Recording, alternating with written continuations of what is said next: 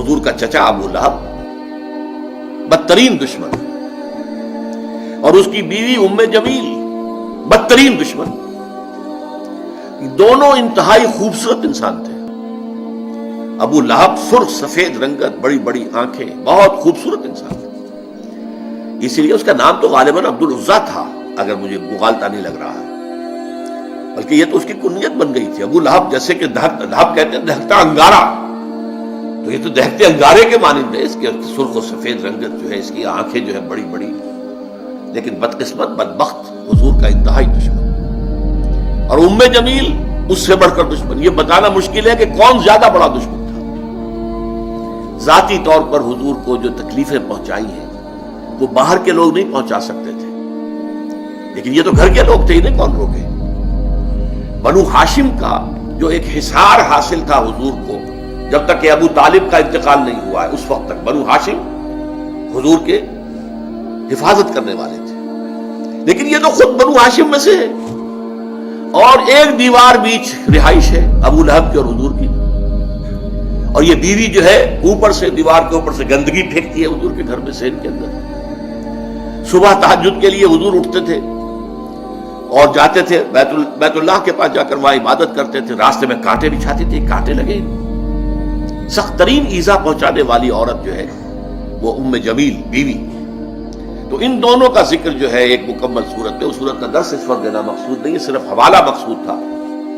تبت یدا ابی لہب وتب، یہ انتہائی گستاخانہ جملہ تھا جو کہ ابو لہب نے حضور کے شان میں استعمال کیا تھا۔ تبا لک لہذا جمعتنا، تمہارے لیے ہلاکت و بربادی ہو، تم نے ہمیں اس کام کے لیے جمع کیا تھا، ہم سمجھے تھے کوئی کام کی بات تم نے بتانی ہے، تم نے یہ ایک توحید کا ذکر شروع کر دیا۔ اس پر یہ آیت سورت اتری، تبت یدا ابی لہب، ہلاک ہو گئے، برباد ہو گئے، ٹوٹ گئے ہاتھ ابو لہب کے۔ یہ پیشن گوئی تھی، جو ٹوٹے ہیں پھر اس کے ہاتھ۔ حضور کو ذاتی طور پر تکلیف پہنچانے میں سب سے بڑا کام اس کا یہ تھا کہ اس کے دو بیٹوں کا رشتہ حضور کی دو صاحبزادیوں کے ساتھ طے تھا۔ اس نے اپنے دونوں بیٹوں سے کہا، بلکہ غالباً جہاں تک گمان ہے میرا نکاح ہو چکا تھا، بدائی رخصت نہیں ہوئی تھی، تو اس نے کہا دونوں بیٹوں جاؤ طلاق دے کر آؤ۔ وہ گئے اور بڑے ہی گستاخانہ انداز میں، توہین آمیز انداز میں جا کر حضور کے سامنے کھڑے ہو کر دونوں نے طلاق دی بیٹی۔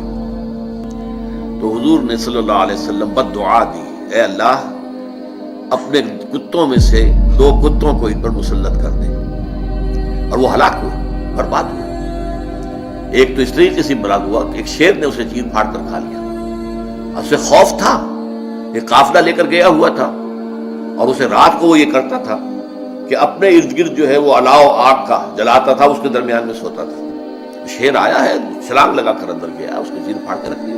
حضور کی بد دعا تھی، حضور کو ذاتی رنج پہنچا تھا۔ یہ جو مجلسی معاملات ہوتے ہیں، بیٹیوں کو طلاق دے دینا، یہ ظاہر بات ہے کہ بہت تکلیف دہ چیزیں ہوتی ہیں۔ بہرحال اس کے لیے فرمایا تبت یدا ابی لہب وتب ما اغنی عنہ مالہ وما کسب، اس کے ہرگز کام نہیں آئے گا اس کا مال اور جو کمائی اس نے کی ہوئی ہے، جو مال کمایا ہوا ہے۔ سیصلی نارا، عن قریب جہنم میں جھونک دیا جائے گا، ذات لہب، اس کے نام کے حوالے سے اب لائے، جو بھڑک رہی ہوگی شعلوں کی طرح، جیسے یہ ابو لہب ہے شعلہ، شعلے کا باپ، شعلے والا، تو آگ بھی شعلوں والی ہوگی۔ سیصلی نارا ذات لہب وامرأتہ، اور اس کے ساتھ ہی اس کی بیوی بھی ہوگی، حمالۃ الحطب، جو کہ ایندھن لے لے کر آئے گی اور اس آگ میں اور ڈالے گی تاکہ اور آگ بھڑکے۔ سیصلی نارا ذات لہب وامرأتہ حمالۃ الحطب فی جیدہا حبل من مسد، اس کے گردن کے اندر ایک موٹی سی رسی ہوگی باندھ کی، جس سے گردن چھل رہی ہوگی۔ یہ جہنم کے عذاب کی ایک شکل ہے جو دکھائی جا رہی ہے، اس کی حقیقت تو وہیں جا کر واضح ہوگی۔